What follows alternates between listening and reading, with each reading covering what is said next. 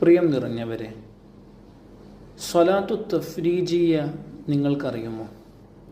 മറ്റൊരു പേര് പറഞ്ഞാൽ എനിക്ക് നിങ്ങൾക്കൊക്കെ സുപരിചിതമാണ്, നമ്മളൊക്കെ ചൊല്ലാറുണ്ട്, സ്വലാത്തു നാരിയ. അല്ലാഹുമ്മ സ്വല്ലി സ്വലാത്തൻ കാമില വസല്ലിം സലാമൻ താമ്മൻ അലാ സയ്യിദിന മുഹമ്മദിനില്ലദീ തൻഹല്ലു ബിഹിൽ ഉഖദ് وتنفرج به الكرب وتقضى به الحوائج وتنال به الرغائب وحسن الخواتم ويستسقى الغمام بوجهه الكريم وعلى آله وصحبه في كل لمحة ونفس بعدد كل معلوم لك. ഏറെ പരിശുദ്ധമായ ഒരു സ്വലാത്താണ് സ്വലാത്തു തഫ്രീജിയ എന്ന് പറയുന്നത്. മഹാനാകുന്ന യൂസുഫ് നബ്ഹാനി റഹിമഹുല്ല അവരുടെ അഫ്ളലുസ് സ്വലവാത്ത് അലാ സയ്യിദി സാദാത്ത് എന്ന ഗ്രന്ഥത്തിൽ മഹാനാകുന്ന മുഹമ്മദ് ഹഖി അഫന്ദി അന്നാസിലി റഹ്മത്തുള്ളാഹി അലൈഹി ഖസീനത്തുൽ അസ്റാർ എന്ന് പറയുന്ന ദിക്റുകളെ കുറിച്ച് മാത്രം, ജലീലത്തുൽ അദ്കാർ എന്നാണ് അതിൻ്റെ പേര്, ഖസീനത്തുൽ അസ്റാർ ഫി ജലീലത്തിൽ അദ്കാർ. ഈ ഗ്രന്ഥം ദിക്റുകളുടെ മഹത്വം പറയാൻ വേണ്ടി മാത്രമുള്ള ഗ്രന്ഥമാണ്.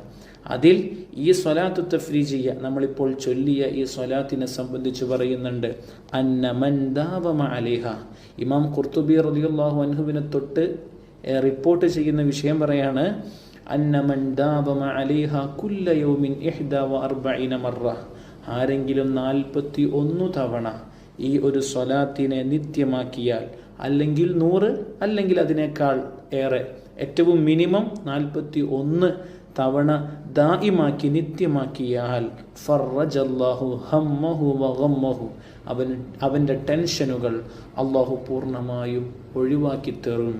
അതുപോലെ തന്നെ വകശഫ കർബഹു വളുറഹു വയസ്സറ അംറഹു വനവ്വറ സിർറഹു വഅഅല ഖദ്റഹു വഹസ്സന ഹാലഹു വവസ്സഅ റിസ്ഖഹു വഫതഹ അലൈഹി അബ്വാബൽ ഖൈറാത്തി വൽ ഹസനാത്ത് ബിസ്സിയാദ.